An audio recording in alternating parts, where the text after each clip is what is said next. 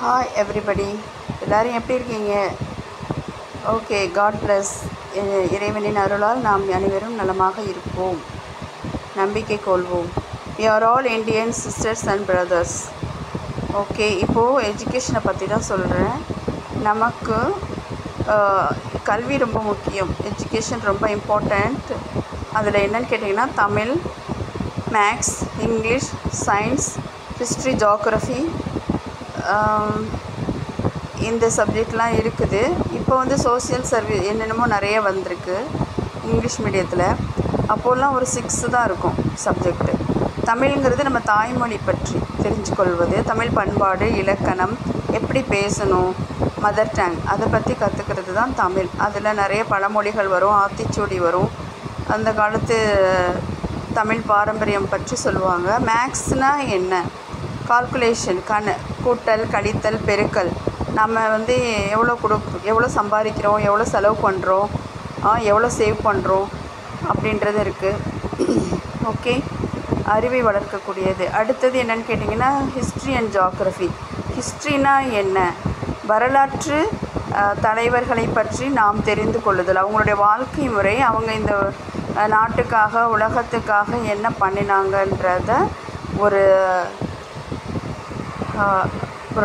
விஷயங்களெல்லாம் நாம் தெரிஞ்சுக்கிறோம், அதை பற்றி புரிஞ்சுக்கிறோம், அதை பற்றி படிக்கின்றோம். சரியா?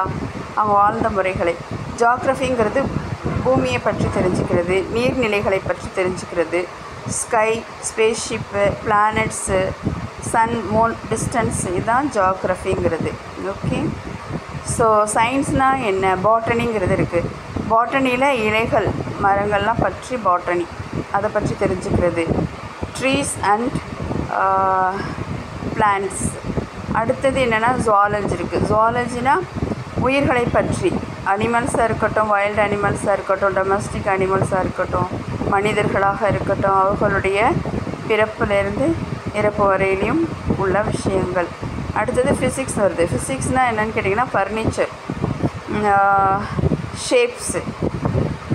ஓகே, நம்ம அந்த ஃபிசிக்ஸ் தெரிஞ்சால் தான் நம்ம அதன் வடிவில் வந்து நிறைய விஷயங்களை நம்மளுடைய இதெல்லாம் கற்றுக்க முடியும். சரியா? அது ஒரு வகையான சப்ஜெக்டு.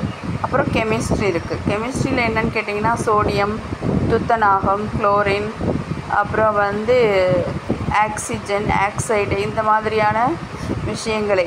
இதுக்கு வந்து குறியீடுகள் இருக்கும், ஃபார்முலா. இதுதான் கெமிஸ்ட்ரி. சரிங்களா? ஸோ இதை பற்றியெல்லாம் நாம் தெரிஞ்சுக்கிறது தான் கல்விங்கிறது. இதை தான் 6 சப்ஜெக்டாக நமக்கு கொண்டு வந்திருக்காங்க. டீச்சர்ஸ் வந்து பாடம் நடத்துவாங்க. பேரண்ட்ஸ் இங்கேருந்து குழந்தைங்கள பள்ளிக்கு அனுப்புகிறாங்க, அப்புறம் காலேஜ் போகிறீங்க.